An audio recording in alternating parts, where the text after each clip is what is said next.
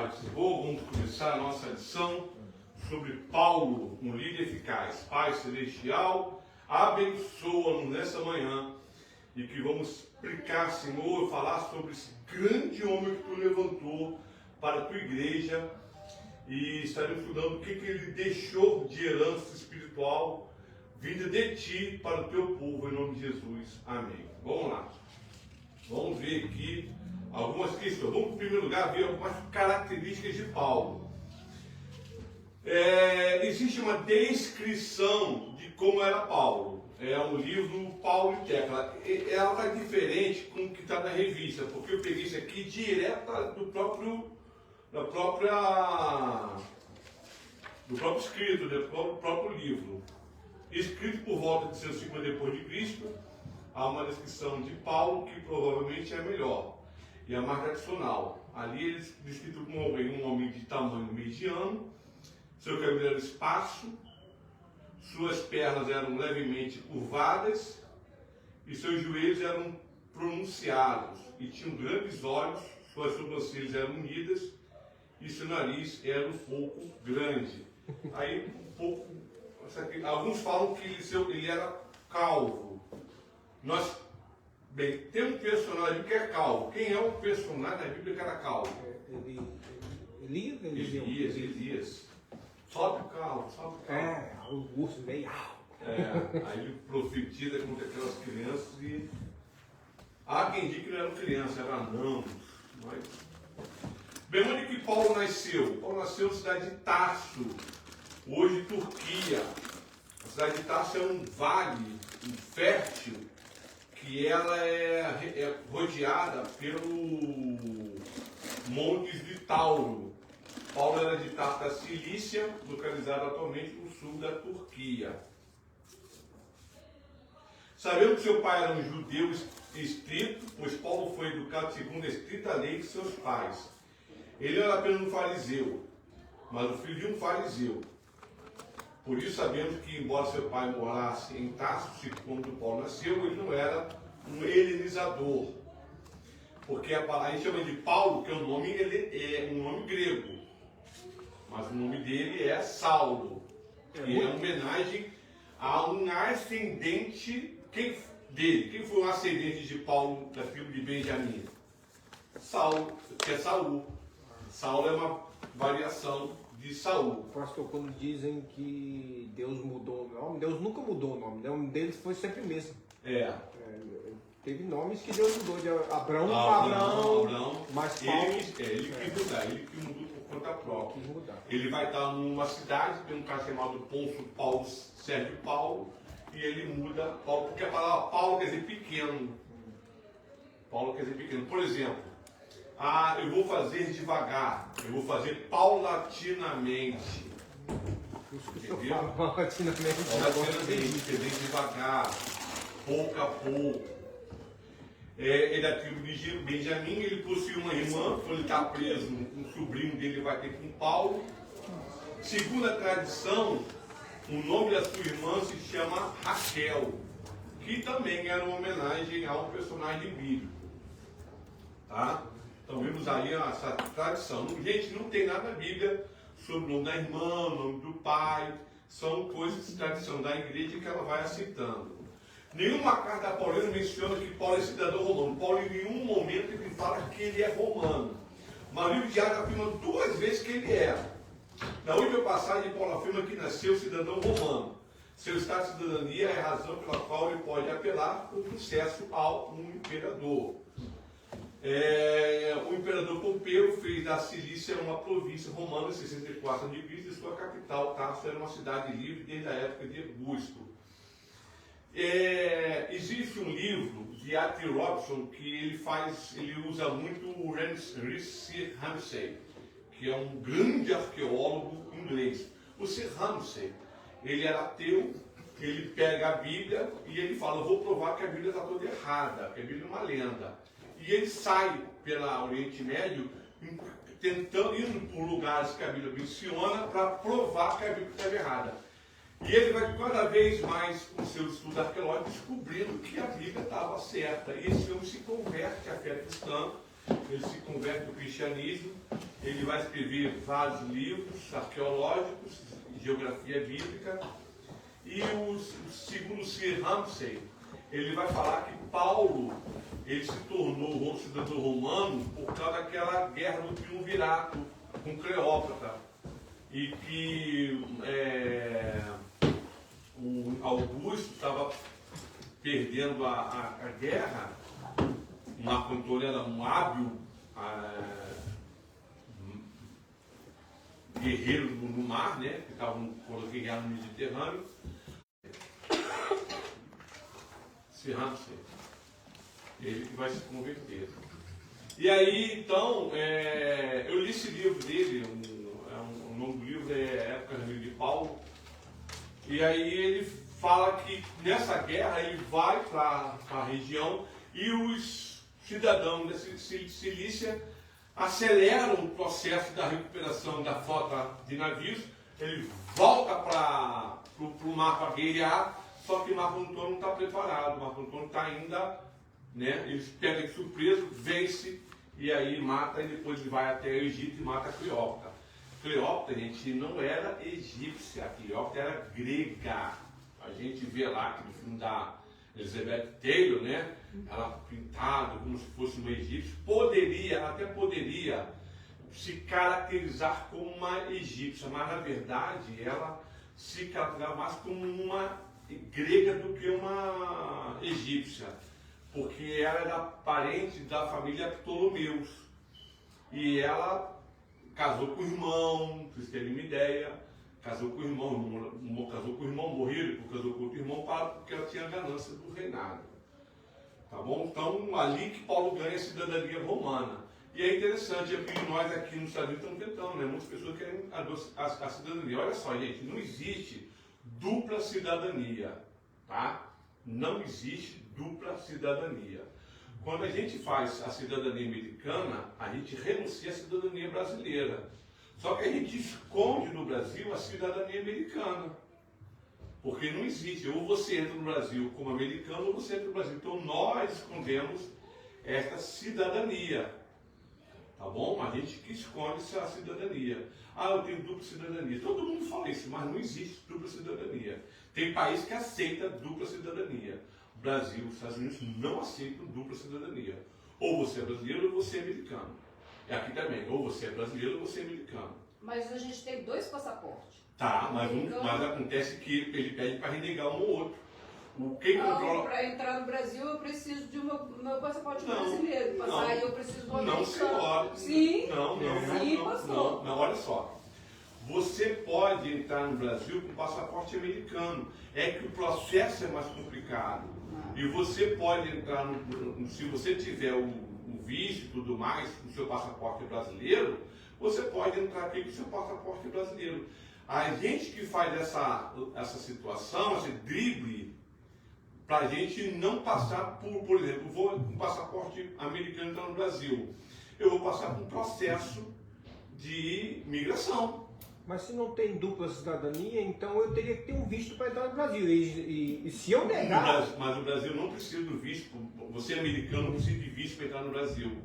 Você pega, comprova tudo lá no aeroporto. Nos Estados Unidos, que primeiro pede o visto americano não é para entrar nos Estados Unidos.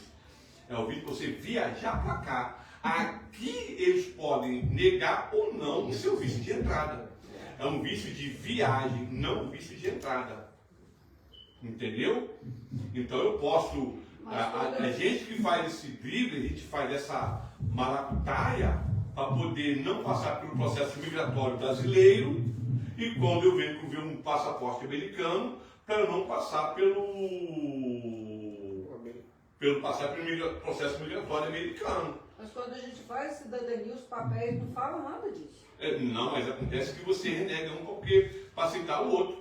Você renega a cidadania brasileira para ser americano, Não sei alguma coisa que mudou na lei, porque o meu tio, eu lembro quando ele foi fazer a cidadania, ele teve que negar a cidadania brasileira. Mas eu, quando fui, eu não precisei negar. Não, esse rito... Era outros colocados debaixo esse rito, devido a muito processo, ultrapassaram ou a pessoa não fez. mas ele se pede para você renegar o seu. Aí, inclusive, se entrar numa guerra do seu país, dos Estados Unidos com o Brasil, a que lado você vai ficar? Você tem que falar. Se eu quero cidadania americana, eu vou falar que sou a favor de quem? Isso está lá. Isso está lá. Se em caso houver guerra, isso está lá. Então, por isso que a não tem dupla cidadania. A gente que faz, está entendendo? Porque eu não preciso pegar um visto no consulado brasileiro para o Brasil. Eu posso ir até no consulado brasileiro e falar, olha, eu vou viajar para o Brasil, estou com um passaporte americano e eu queria ir tá bom, mas lá você tem que passar pelo próximo diretório. Aí o que é? Verificar o que você tem, o que você vai fazer, o que você vai fazer aqui, onde você vai ficar, todas essas questões. Eu vou fazer todas essas perguntas. Entendeu? Então, alguma pessoa, para não passar pelo processo migratório brasileiro, ele dá entrada com seu passaporte brasileiro. Então, aqui, eu não sou brasileiro, estou nos Estados Unidos. Ou dá aquela cartada, dá aquela, né?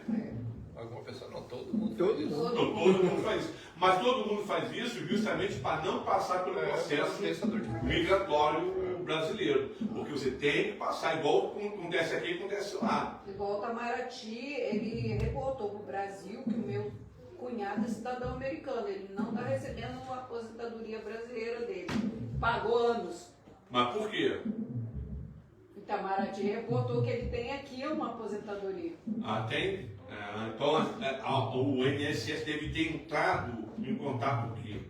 Deve ter descoberto alguém. Isso é denúncia, tá? Mas ele pagou lá. Ele pagou isso também. Isso é denúncia. Foi o Itamaraty que reportou. Mas isso é denúncia. Isso é denúncia. Ninguém faz isso. Então vamos lá. A Paulo em Jerusalém, ele foi criado em Jerusalém. Não sabemos com que idade ele foi para Jerusalém. Pode ter ido bem novo ou adolescente. Ele vai estudar na maior escola, como se viesse para os Estados Unidos estudar em Harvard, estudar em Yale, estudar em outras universidades. Ou como se fosse o Brasil, passando uma Unicamp, uma USP, uma UFRJ. Existe a briga, né? UFRJ, quem é a melhor universidade? Eu vou puxar a sardinha para o Rio de Janeiro. O Rio de Janeiro, ele é campeão, em primeiro lugar, de tese de doutorado. Quem mais ganha título como melhor tese de doutorado no Brasil é a UFRJ. Eles podem puxar ela para a UFMG.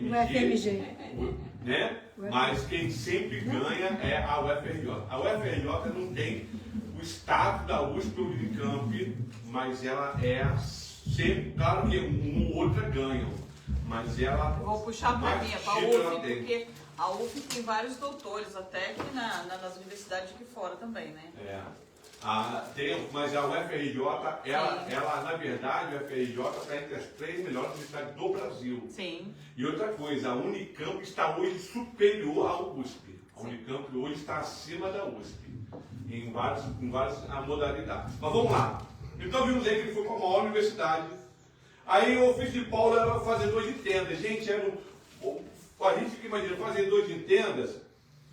Como é que é isso? Olha só. Quando as pessoas viajavam muito, não é como hoje que tudo está em nossas mãos. Hoje está tudo em nossas mãos. Hoje a gente precisa fazer viagens longínquas para conseguir uma coisa ou outra. Mas naquela época não, se fazia viagens longínquas. Como é que os soldados, onde é que os soldados romanos dormiam? Em tendas. Em tendas, né? Em tendas. Então cada soldado tinha uma tenda. Então todo mundo que viajava tinha o quê? Então era uma mão de obra especializada e Paulo sempre tinha serviço para ele. Paulo sempre teve serviço para ele. Então Paulo ele tinha essa função, fazedor de tendas, ou consertava tendas. E também tem um personagem na Bíblia que também trabalhava como fazedor de tendas igual Paulo. Priscila e Áquila também trabalhavam com pessoas de tendas. Então Paulo tinha uma profissão que não deixava ele com fome, porque onde ele fosse alguém precisava comprar uma tenda ou consertar uma tenda. E Paulo era um homem que fazia esse serviço. Então todo mundo tinha uma tenda. Eu viajava, soldados, então tudo isso aí dava Paulo segurança. Tanto que quando Paulo está em Corinto, Paulo reclama, gente, vocês me deixaram na mão. Eu vim para Corinto, ninguém me ajudou, ninguém me ajudou na oferta. Eu trabalhava de dia e orava de noite. Vocês me abandonaram.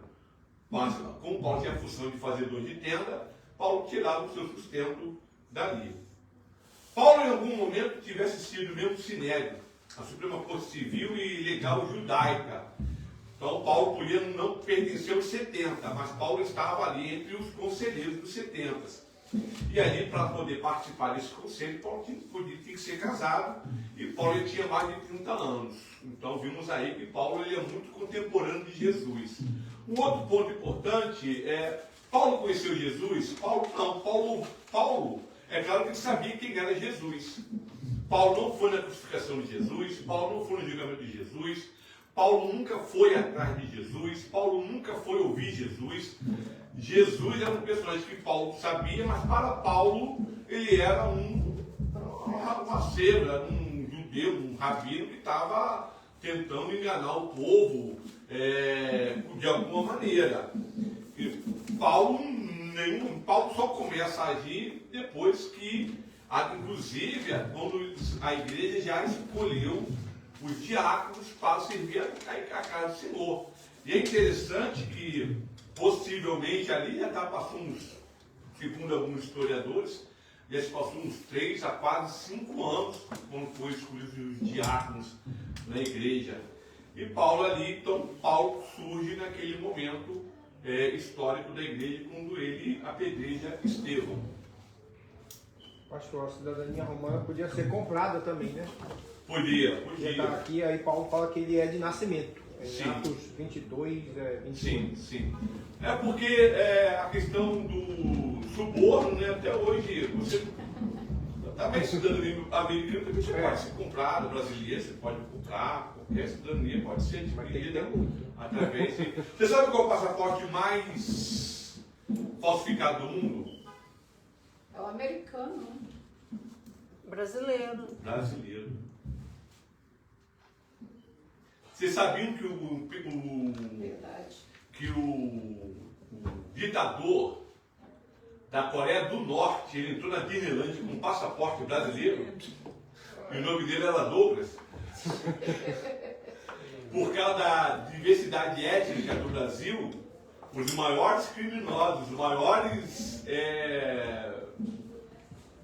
bandidos e ditadores, todos eles têm um passaporte brasileiro. É um país com maior miscigenação de raças. De raça. É claro que o Estados Unidos também é, porque ele fala, o Estados Unidos mas o Estados Unidos também é. Só que o Estados Unidos tem a característica marcante ainda da sua origem. O Brasil não. Se eu botar um turbante, você vai falar que eu sou árabe. Sim. Se eu botar um turbante, eu tenho a ascendência. Eu tenho ascendência turca e tenho ascendência judaica ainda. Então, vimos vimos a conversão de Paulo, né? A conversão, ele estava indo para Damasco. Aí vem aquela pergunta, uma questão: Paulo estava indo a pé, estava indo a cavalo ou estava indo de camelo? A Bíblia não menciona, mas Paulo caiu no chão. Agora a gente não sabe se caiu do cavalo, caiu do camelo, caiu conforme estava aqui. É uma discussão. Tem gente que não podemos falar que Paulo estava cavalgando, porque não tem texto, mas possivelmente Paulo estava cavalgando. Por quê? Paulo estava caminhando com uma corte, uma comissão romana. E os romanos caminhavam de cavalo.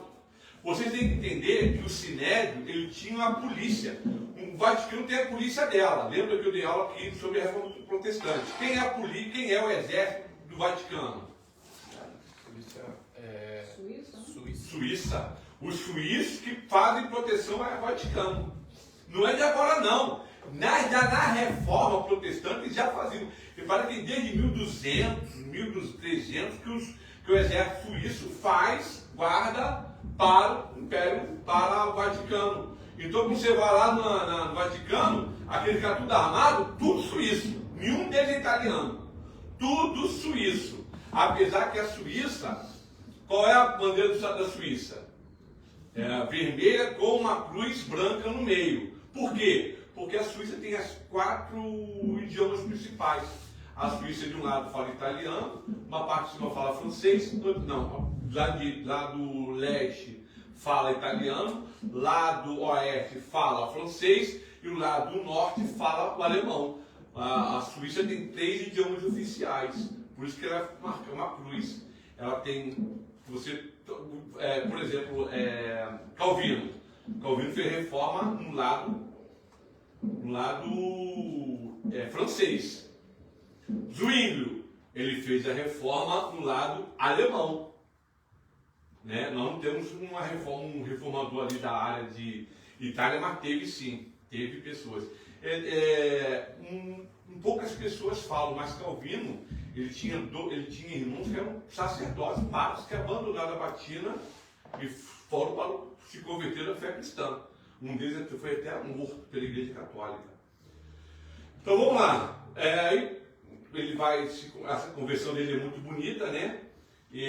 Quando existe uma matéria na psicologia que ela estuda a experiência religiosa, né? E uma das questões que ela estuda é conversões, sistema de conversão, experiência religiosa de conversão. E a conversão de Paulo era muito estudada. Apareceu a Pedro, mais tarde Paulo fala aqui como é que foi essa conversão e a importância dele. A conversão importante de Paulo, devidamente considerado, era por si só suficiente de demonstração para provar que o cristianismo é uma revelação divina. E Paulo aqui quando ele fala que Paulo não viu Jesus. Se você ler a epístola paulinas, Paulo não menciona um milagre de Jesus, Paulo menciona uma parábola de Jesus, Paulo menciona nenhum ensinamento assim grandioso de Jesus, a não ser o que? A ceia. Aqui que Paulo fala, pois eu vos entreguei o que eu recebi. Então Paulo foi ensinado, instruído, possivelmente com Marcos e Lucas. O testemunho dele, sempre por onde ele passava, o Jesus Cristo que ele viu. Por isso que Paulo é chamado do apóstolo Cristo ressurreto. Mas ele não fala que eu recebi de Jesus? Porque ele fala, eu vi Jesus ressurreto. Eu sou um abortivo. Porque tem aquela questão do apostolado paulino. São 12 apóstolos, mas quais são os apóstolos? Quais são os 12? Se a gente for, tem 14. Tem os 12, Matias, né? E aí você vai ter Paulo e Tiago, irmão do Senhor. Entendeu? Paulo e Tiago, irmão do Senhor. Aí são 14 apóstolos, discípulos de Jesus. Nós temos que dizer que existem 2 tipos de apostolado. O apostolado testemunho ocular e o apostolado ministério. O apostolado testemunho ocular, ele está acima do apostolado ministerial. O apostolado testemunho ocular de Jesus morreu com João. Não tem mais apóstolo desse nível. Aí nós temos uma onda, eu sou apóstolo. Gente, olha só. Isso. Quando você lê lá, Efésios 4:11, Paulo fala, chamou para o ministério quem? Apóstolos, pastores, mestres, profetas e doutores. Paulo fala, qual deles é maior que o outro? Não. Todos estão em quê? Mesmo nível. O pastor John MacArthur Jr., ele tem um livro muito bom, Redescobrindo o Ministério Pastoral. E tem um autor que ele vai contar a história do pastorado. E ele vai falar que através do tempo da igreja, através dos anos da igreja, a igreja preferiu adotar o título pastor do que dos outros 4. Por isso que a gente não vai ter os outros 4. Mesmo também, a questão, eu estava até discutindo sobre essa questão, né, com o pessoal. Mas então é errado, os outros títulos são errados? Não são, mas você não pode colocar ele acima dos demais. Não tem hierarquia. Não tem hierarquia. Tá, entendi. Então, se o cara chega, eu sou apóstolo, sou pastor, ele não está acima de mim. Porque é um ministério, né? É um ministério. A pastorado é um ministério, que o doutorado é um ministério. Ou, por exemplo, o Evangelho Gilberto e eu sou pastor, e o Evangelho Gilberto. né? Nós somos equivalentes ministerialmente. Mas aí entra a questão administrativa, que é uma pessoa acima de nós, né, Gilberto? Que é o pastor Gelson e o pastor Assis Brown, que são os pastores, ele, pastor Elisângela, e o pastor Gilberto e eu, estamos em equivalência ministerial. Mas a questão administrativa é que ela vai dirigir algum posicionamento. Entendeu? Então existe aquela pessoa que tem o mesmo título, mas como tem uma função administrativa no local que o torna assim responsável pelo ambiente. E aqui o pastor Cícero, o pastor Gelson Brown, chegou, eu tenho que ceder o lugar da pessoa apostólica e tudo mais, né? Porque são essa questão. Então, tem pessoal, não, porque eu sou apóstolo. Agora, o único título que eu reconheço que ele tem uma função cabível é o bispo, tá? O bispo.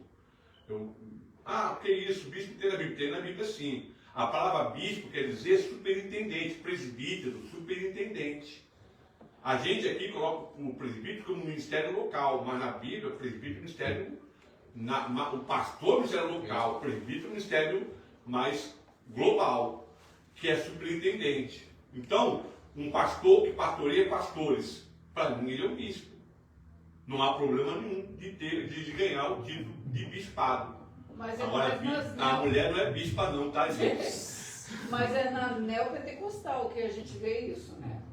Sim, na neopentecostal que a gente vê mais isso. Tem um livro muito bom do pastor Augusto Nicodemo Lopes, que ele faz uma refutação, que é a tese de doutorado dele, criticando esse apostolado místico, sobrenatural, acima de todo mundo. Eu dei uma mole, eu tive na minha mão um livro que começou todo esse negócio de apostolado. E eu não quis comprar. Poxa. Vamos lá. Mas tá lá. Não dá pra comprar, não. Então vamos lá. O primeiro ano de Paulo foi como cristão, e seu encontro com Barnabé. Foi trabalhar aqui semana passada com o nosso irmão Gilberto. Barnabé e Paulo, ele foi companheiro de Barnabé. Foram grandes companheiros de ministério. E Barnabé, ele vai ver que Paulo, um ministério, chamada, um homem de Deus, e vai tentar introduzir Barnabé na obra do Senhor.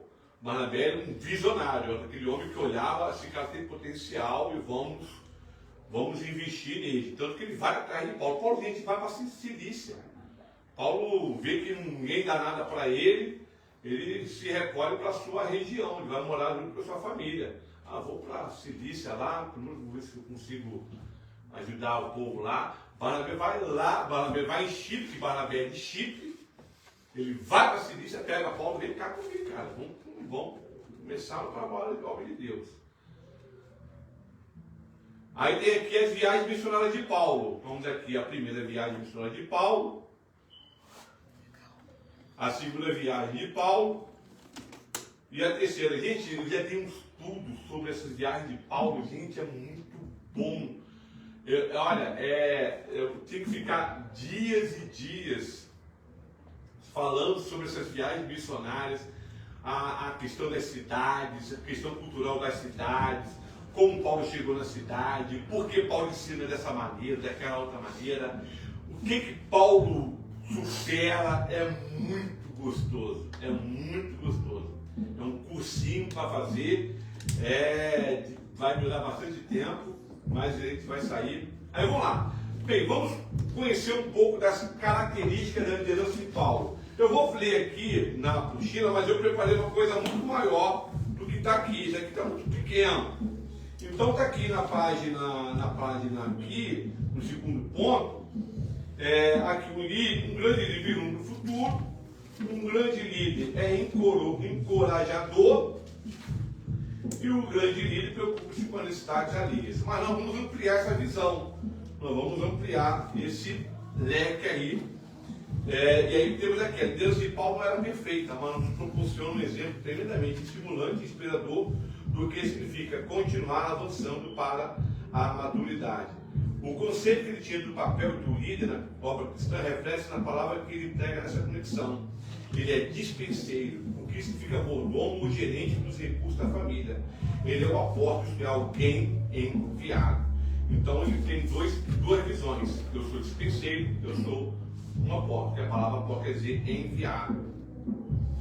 Aí tem aqui, 2 Coríntios 10 e 13, porém não nos gloriamos fora da medida, mas conforme a reta medida de Deus nos deu para chegar até vós. Primeira característica das relações de Paulo como apóstolo, cometido. Paulo ele nunca impôs sobre os outros. É claro que Paulo fazia isso sim, quando necessário, mas Paulo no seu trato como um todo, ele nunca foi aquela pessoa que impunha sobre os outros aqui ó, não sou eu. Às vezes Paulo fazia isso. Você vai ver que com um momento Paulo ele impõe a autoridade dele. Irmãos, impor autoridade não é pecado. Impor autoridade é você mostrar o seguinte: aqui tem uma liderança, aqui tem uma voz. E nem arrogância, né? Nem arrogância. Entendeu? É para deixar claro aqui como que vai ser feita as coisas. Agora, se eu estou o tempo todo impondo sobre todo mundo, aí ela é uma pouco de vaidade narcisista e arrogância. Mas não é igual você está com um professor, os alunos estão bagunçando. Gente, por favor, coleguinha, não. Ou você tem que, eu sou o professor aqui e aqui vamos comparar essa situação toda. Mesma coisa um chefe, um gerente de qualquer lugar. Ele tem que se impor para poder estabelecer e colocar a ordem em tudo ali. Então, Paulo, ele era cometido. Paulo, olha, não vou usar da minha abuso da autoridade. Paulo, Paulo até fala, eu poderia usar, eu poderia exigir de vós. Paulo fala isso em 2 Coríntios, eu poderia exigir de vós, mas eu preferi o quê? Ficar quietinho aqui na minha, porque o Senhor vai fazer alguma coisa sobre isso aí. Paulo não fala isso, eu poderia, mas eu não vou fazer não. Então, Paulo é aquele cara que está cometido, ele não é todo o tempo que ele acha que tem que colocar, mas ele era um grande líder da igreja.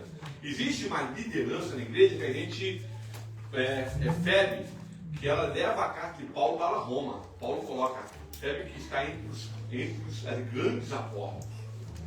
Olha só essa mulher. Então, quando Febe chegava numa igreja, a Febe chegava aqui agora. O que eu tenho que fazer? Dá para ficar com a Febe. A Febe, ela vai pastorear, vai hoje trazer a palavra, dirigir o culto, vai fazer aqui as coisas. Então, ela tinha uma liderança grande para calar a boca daqueles que não existe ministério feminino na Bíblia. Gente, olha, quem fala isso não leu a Bíblia direito. Tanto no Antigo quanto no Novo, nós temos liderança feminina.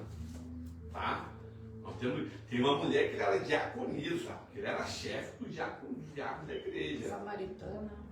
Então, muito cuidado disso aí. Os presbiterianos bate nisso direto. Sim, o Augusto Nicodemos, mas esses são presbiterianos. Os presbiterianos não aceitam de forma alguma. Paulo Júnior quase não é crente também. Não, Paulo Júnior é crente, por favor. Estou falando pelas heresias.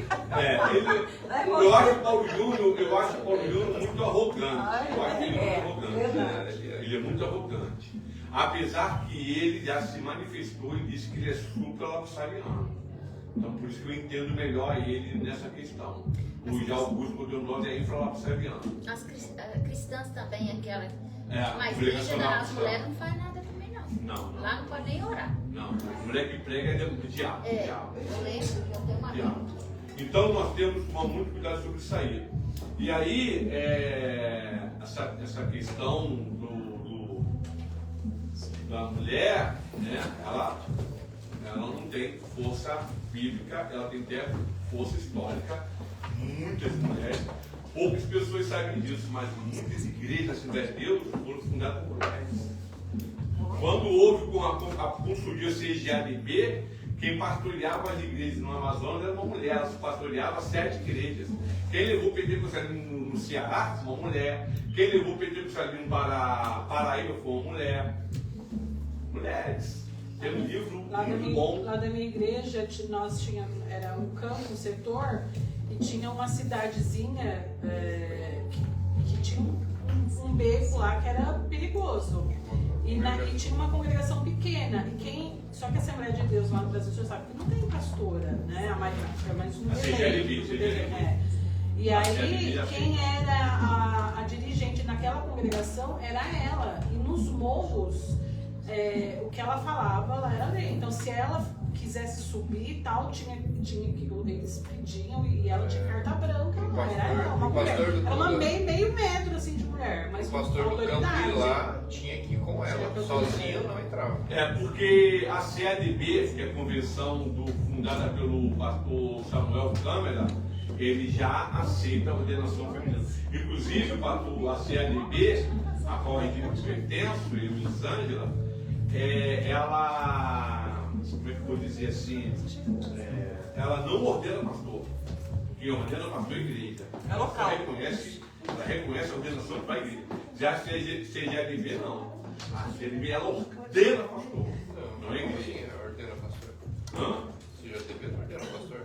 Ordena sim. Não, CADB é uma convenção de pastores. Mas ela que ordena, não é a igreja que Não é igreja, não é local, Não é é a local, convenção, é irmão, que você convenção. está falando, entendeu? Tanto que você é coordenado na convenção Na dela. convenção dela.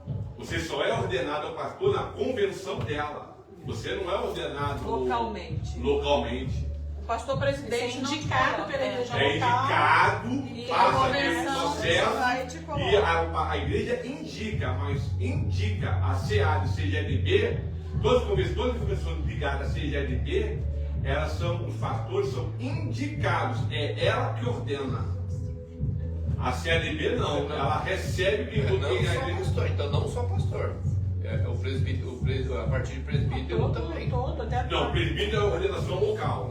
Não, lá na CGDB até diaconato é eles que ordenam. Não, diaconato não, ela pode até fazer, mas acontece o seguinte, na CGLB, o diaconato é uma dimensão da igreja local. Não, o diaconato é local. Presbítero é igual pastor. Não, é igual pastor. Você vai lá na convenção, o José Werner, ele pergunta se você é casado, se tem mais de uma mulher, mas se olha você é só, mas separado. aí você está confundindo. A ordenação é feita ordenação, olha só, o José Werner faz isso na igreja dele, porque, como falei, era local. Você não leva presbítero a ser ordenado em convenção. Convenção em geral. Não. Convenção em geral. A convenção. Não, convenção geral não. A convenção é local. Do Estado. Sim, é o que eu estou falando. Ela é uma convenção, por exemplo, Ministério de Belém. Ela ordena presbítero. Mas CGADB, ela não ordena presbítero. É igreja local. Quem faz isso é igreja local. A CGADB só ordena pastor. Pode ter pastor local. Existe pastor local. Por exemplo, tem uma convenção de uma igreja no Brasil, no Rio de Janeiro, que só 8 pastores eram convencionados. Todos os demais pastores eram local. Então, se ele fosse sair do campo, eles não saíam como pastor, porque só vinha para o campo. Entendeu? Então, tem a convenção geral, aí você é reconhecido por todo o território nacional. Tem essa situação. A CADB não. A CADB ela reconhece a ordenação de igreja local. Eu acho isso melhor, mais correto. Eu nunca me atentei a isso. Eu nunca me atentei a isso. Eu pensava que o pastor era quem ordenava o pastor no local, e aí ele era reconhecido, e aí ele se cadastra na convenção geral e na convenção estadual. Só ser transferido. A CGLB é ela que ordena. Ela é detentora do ministério. Então a gente faz essa confusão porque agora você é o presidente. Tanto que você, quando sai de uma igreja, vamos supor, estou numa igreja, CGLB. Eu saio da igreja, aquela igreja comunica a convenção geral, o pastor Rossi não é mais membro da nossa igreja.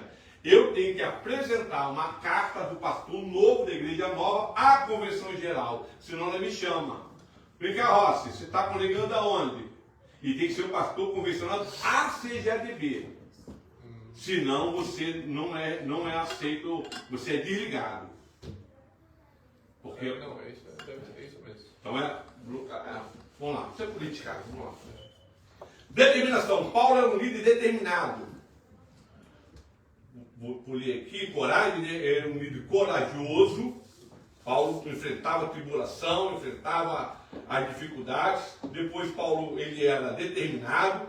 Vacilação, indecisão eram elementos três da sua natureza. Uma vez seguro dos fatos, passava a uma decisão rápida. Paulo teve algum problema, alguma indecisão na sua vida? Paulo estava querendo ir para uma cidade, Paulo fala aquilo, não deixou ir. Aí ele foi orar. Aí ele teve um sonho, alguém da Macedônia, passa para a Macedônia porque você me é útil. Aí Paulo o que faz?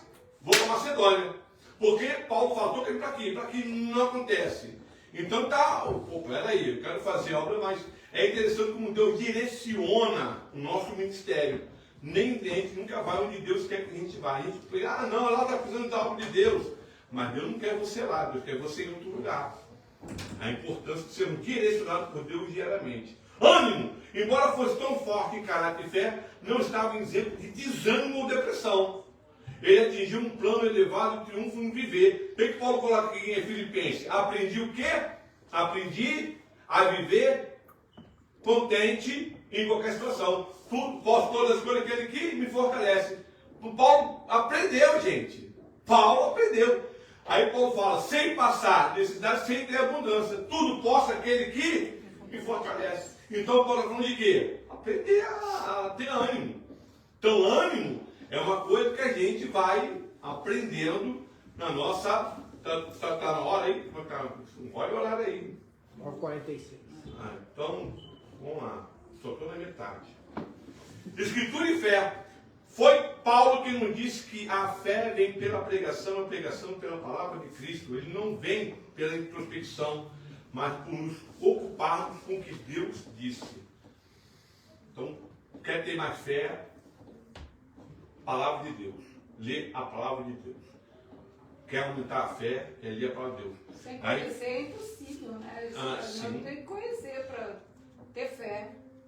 É isso aí. Então, por exemplo, Abraão não duvidou da promessa de Deus. Então, porque a palavra de Deus na vida de Abraão, ele ficou firme e fez a obra do Senhor.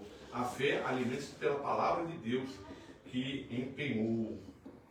A amizade, diferente de muitos que diz, a grandeza de Paulo não era a grandeza do isolamento. Irmãos, acontece muito isso. Pastores se isolam demais dos seus membros. Pastores, algumas pessoas não convivem com seus membros, não se relacionam com seus membros, não estão perto dos seus membros.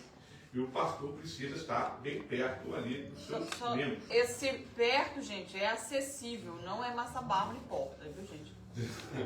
Então tem que deixar claro, porque às vezes as pessoas confundem algumas questões. A acessibilidade. O pastor, eu preciso do pastor. O pastor vai me ouvir? Ele vai me atender? Eu preciso fazer um gabinete. O pastor, isso é ser acessível. Esse perto aí é acessibilidade. É importante estar falando. Casa. Uma vez eu fui em Saquarema dar uma aula e eu, quando cheguei na casa do pastor, o clima estava pesado. A mulher lavando louça, de corte estava, de corte ficou. Eu falei, eu estou entrando na aprovação aqui. Aí o cara lá, né? Conversa vai, conversa vem, não sei o quê. Aí ele começou, porque eu tenho muita coisa para fazer, aquele negócio todo. E aí a mulher, porque para a família não tem tempo. Eu falei, pronto. O negócio aqui vai ficar. Aí eu falei para o pastor, o senhor tem que colocar um limite na questão dos membros, que está afetando a questão da sua família. O senhor tem que atender a família, o senhor tem que atender todo mundo, mas eu tenho que tomar cuidado. Porque, gente, o cara, todo mundo, pastor, estou botando terra aqui de casa. Aí eu chamava o pastor para ajudar, e o pastor ia. Pastor, eu estou aqui no mercado cheio de compras, não tem, você pode emprestar o carro para... Aí o pastor ia lá e no final, acordava de madrugada, pastor fulano está lá no hospital agora, e aquela coisa toda. Eu falei, pastor, realmente eu tenho que dar um limite. E eu sempre falo, eu tenho que ter 2 telefones, o seu pessoal, família e tudo, e o outro da igreja. Esse da igreja, o pessoal vai entrar em contato com você e falar com o senhor. Em qualquer área profissional, né, pastor? Sim, inclusive eu falei, pastor, o conselho do senhor se muda num lugar que dê contramão. Mesmo para ir para a tua casa e pegar 2 condições. Porque o pastor que mora... Antigamente tinha Lermotil, o pastor morava no fundo da igreja, a casa pastoral. O povo não sabe a diferença entre o ambiente familiar e o pastor, não. Aí acontece o seguinte, o pastor ele tem que reservar o dia pastoral na igreja. É claro que pode também A gente colocou aqui terça e quinta, mas pastor, precisando de uma palavra na sexta-feira. A gente, com maior alegria, viemos aqui para conversar, para aconselhar, para orar. Pastor, quero orar, vamos orar. Ah, pastor, eu estou querendo, pode vir aqui, não tem problema, a gente vem para cá. E a gente, olha, terça e quinta eu estou a partir de 3 horas, pego o Roberto na escola, venho para cá e fico até a tarde aí ninguém veio até agora, nós estamos aqui. Para tomar um café, para a gente conversar. Pastor, vim com a Bíblia na mão para a gente tirar uma dúvida numa passagem da Bíblia. Vamos tirar uma dúvida na passagem da Bíblia. Vai ser uma alegria, meu prazer. Sei fazer isso, gosto de fazer isso. O problema é se você vier com a dúvida que eu tenho. Aí pronto. Aí a gente vai chegar aqui olhando para a cara. Também tem dúvida isso aí, mas agora está todo empatado. O pastor também tem pessoas que querem que o pastor entenda o que está acontecendo com ela e fica com raiva do pastor porque ele não está entendendo. É terrível isso. Esse é terrível. Como que pode? Então, nós somos amigos, todos nós, mas temos que entender que também tem um momento. Olha, gente, e outra coisa, é 0800, tá? Tem igreja que você tem que agendar. Você não chega lá e conversa com o pastor, não, tá? Tá bom? Eu fui levar uma carta do pastor Gelson com o pastor. Cara, me barreiraram no corredor. Não, não vou passar, não. Mas eu quero entregar em mãos, porque eu não sei se vou entregar em mãos ou não. Consegui não, irmã Jane. Consegui não. O cara, não, é comigo. Eu sou o secretário para falar comigo. Aí eu falei, se eu estivesse precisando de um aconselhamento pastoral, vamos aqui no gabinete e a gente conversa. Porque é tudo agendado. E tem um pastor lá no Rio de Janeiro que era R$100 para você ter um aconselhamento. Ele é profissional, ele fez curso, né? Mesmo pagava R$100 para poder sentar e conversar com ele, ele ficava 50 minutos só. A terapia acabou, o tempo acabou, volta a semana que vem. Então tem todas essas coisas. Então, é os extremos, né? Tem os extremos. Então tem aquele pastor que você não tem acessibilidade, não. Que você vai ter dificuldade de falar com ele. Né? Esse é o problema das igrejas que são muito grandes, né, pastor? São muito grandes. Mas E chega num ponto que realmente como que o pastor vai falar com 1000 membros? É uma questão de administração, irmão Luiz. Não, irmão Luiz, eu concordo com a senhora. Tem que agendar realmente. Mas eu estou colocando aqui a pastor que existe uma certa dificuldade. Mas eu sou totalmente a favor da senhora. Inclusive, quando Moisés estava conduzindo o povo, o que Jesus falou? Você está pesando o povo. Coloca homens conselheiros. Você entende? Às vezes não Sim. é a má Só vontade que ou o problema, a cobrança. é que os pastores não criam esse grupo, esse ministério de apoio. Esse que é a grande questão. Eu tenho um pastor da Nova Vida que ele tinha 3 casais. Esses 3 casais marcavam pontos e quando a coisa era grave, ele levava o teu pastor para o pastor resolver.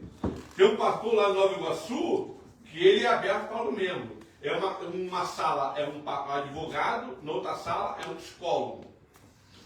Meu marido está me batendo. Um advogado. Certo. Eu tô tendo visão se eu queira psicólogo. Eu sofri um problema com meu bunda. Psicólogo. Um cara me deu advogado. Pastor, eu estou em pecado. Senta aí, vamos orar aqui comigo. Pastor, eu estou com uma dúvida na Bíblia. Senta aí que isso aí é comigo. Isso aí é meu papel. Pastor, eu venho aqui, estou precisando de oração. Senta aí que vamos orar. Aí, certas situações, é momento está me batendo. O advogado está ali. Vai lá no advogado e resolve a situação com o advogado. Entendeu? Então, você chegou no ponto, então. Cada um. Entendeu? Eu dava aula sobre essa questão da esposa apanhando, né? Os pastores do Rossi, não é por esse caminho, não. Não é por esse caminho. Eu já vi mulher apanhando o marido, quando o marido chegou algemado na delegacia. Foi ele que mandou a ponta pro pastor. Vou te ver, vou te pegar depois. Tem aqueles que não querem ter cheiro de ovelha, não quer mexer, Não quer. Vai ser cobrado. Gente, eu sempre, quando tinha congresso, sempre eu gostava de almoçar no meio do povo, não gostei de... Eu não vejo aqui, pastor, não quero sentar junto com Sempre foi assim. E eu, em convenção geral, muitas vezes eu fui, por 2 convenções gerais seguidas. Eu almocei com o pastor pastor José Pimentel, lá de Curitiba, 2 vezes. Senta aqui, meu filho, almoça comigo. Eu sentava lá, daqui a pouco ela passava assim, se olhava assim. O que você está fazendo aí? Fui convidado. Fui convidado. Uma vez o pastor Túlio estava num congresso, um acusado, pastor Túlio. Aí eu olhei para o outro. É você mesmo, o pastor Timóteo, fica, rapaz, eu estou te chamando, ficar. Aí me abraçou, ficou conversando comigo, abraçado. Você lembra meu filho? Né? O Túlio estava aqui, né? O Túlio Júnior estava aqui nos Estados Unidos. Você lembra meu filho? Aí o pastor Gelson, assim, só olhando de longe assim. Ele foi, ele falou que eu pareço com o filho dele. Aí eu me dei bem aqui. Me dei bem. Despretensioso a avaliação de si mesmo. Paulo, em suas pregações, não se acanha de usar a própria experiência como exemplo e fala das próprias frustrações, batalhas e fracassos interiores. Ele não denigre sua própria sinceridade e integridade, mas também não exalça indevidamente, porque pela graça que lhe foi dada, digo a cada um entre vós que não pense de si mesmo além do que convém, antes pense com moderação, segundo a medida da fé que Deus repartiu a cada um. Que coisa linda, Paulo aqui nos ensina. Cada um pense conforme Deus deu a você. Porque, volto a falar, irmão, sempre eu falo isso aqui na igreja. Irmãos, o maior galardão não vai ser do pastor. O maior galardão vai ser de quem mais faz a obra de Deus aqui. Quem mais trabalha. Tem momentos que eu tenho vergonha. Como o irmão André, como esse homem derrubou o comunismo na Rússia, contra a notícia de Deus.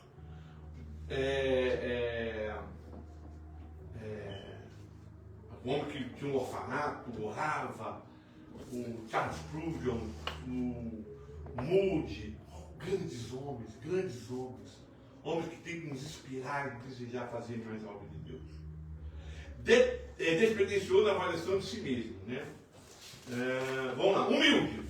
A humildade de Paulo era uma característica progressiva que se aprofundava com o passar dos anos, porque eu sou o menor dos apóstolos, que mesmo não sendo digno de ser chamado apóstolo. A mim mesmo, menor de todos os santos, me foi dada essa graça de pregar aos gentios o evangelho das insondáveis riquezas de Cristo. Cristo veio ao mundo para salvar os pecadores, dos quais eu sou o principal. Eu vejo que Paulo, ele sempre colocava autodisciplina, isso é importante, hein? Isso é importante, autodisciplina.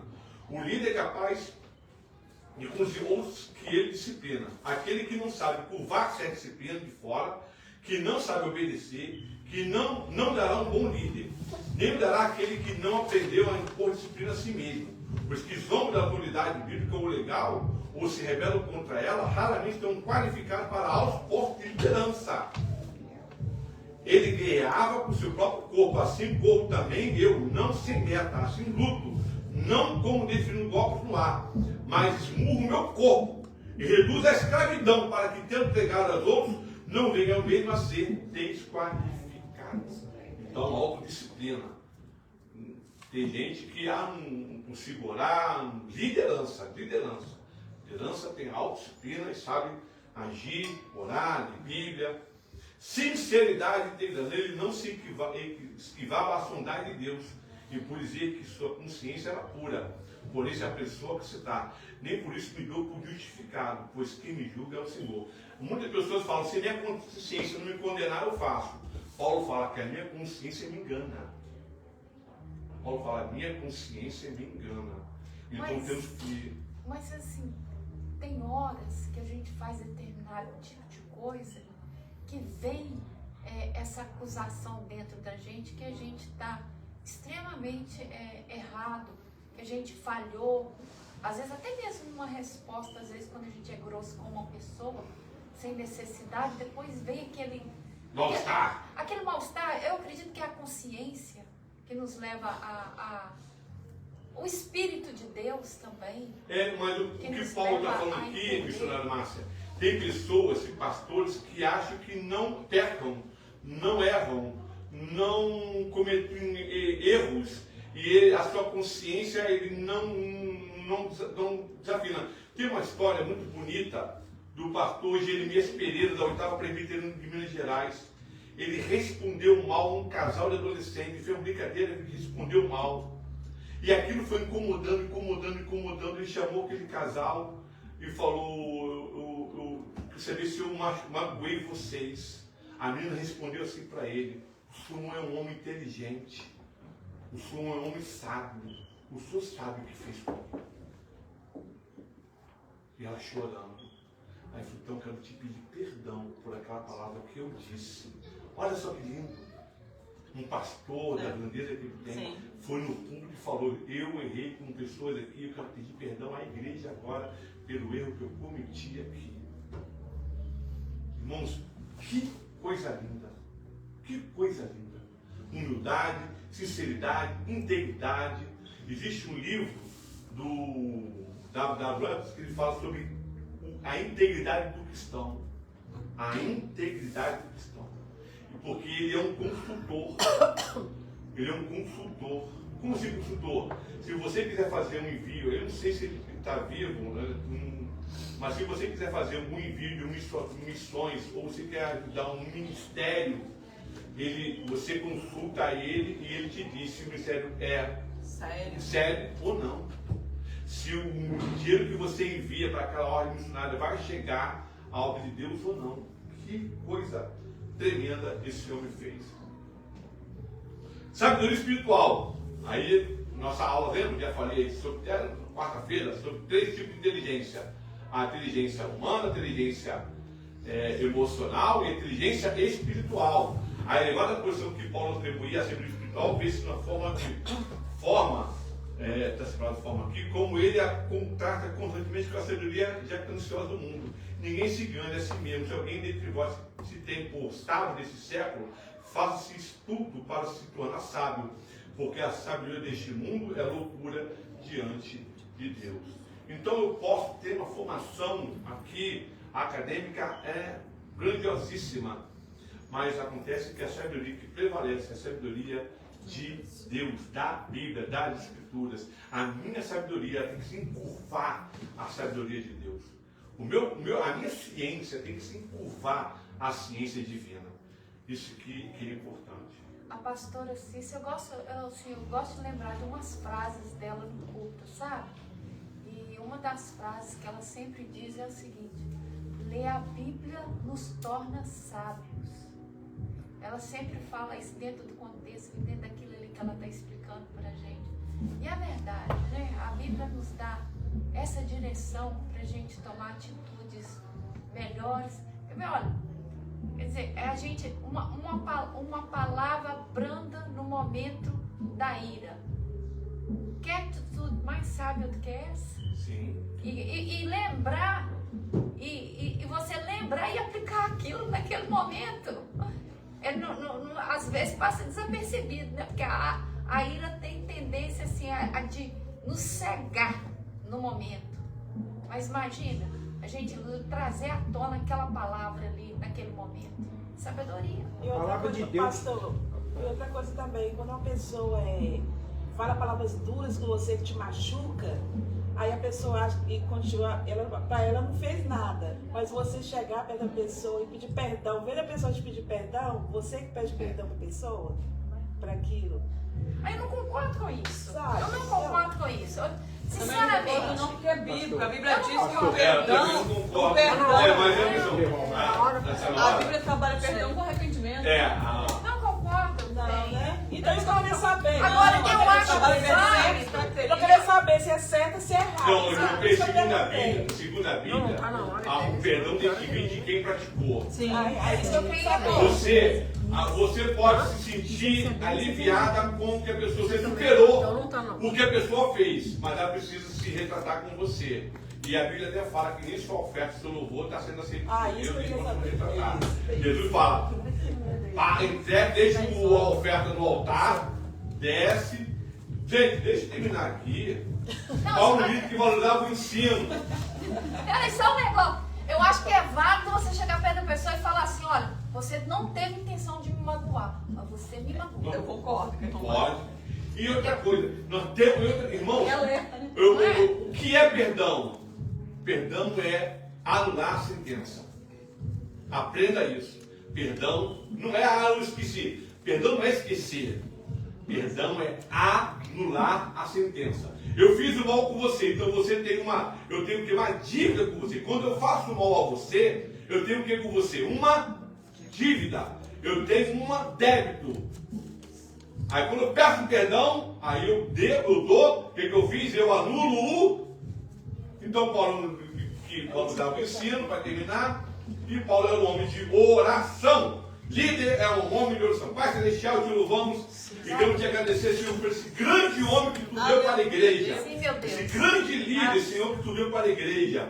Porque ele imitava a Cristo e que nós possamos aprender com Paulo a imitar o nosso Senhor e Salvador Jesus Cristo e nos dar um dia abençoado hoje, um culto abençoado hoje, uma ceia abençoada hoje, em nome de Jesus, amém. Vamos lá tomar nosso café e vamos daqui a pouco para nossa culto e ceia.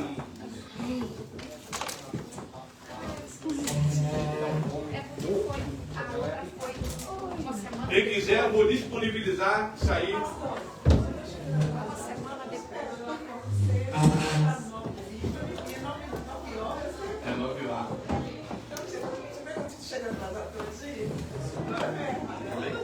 Tá bom.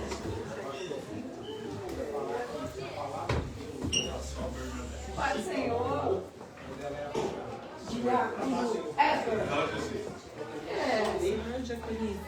Não adianta. Se ler esse livro aí 200 vezes. Mas se eu aplicar ele, você não continua morto. Se você tem que deixar ele dizer, ele ser o que ele é para você. Aí ele vai se ganhar muito de você.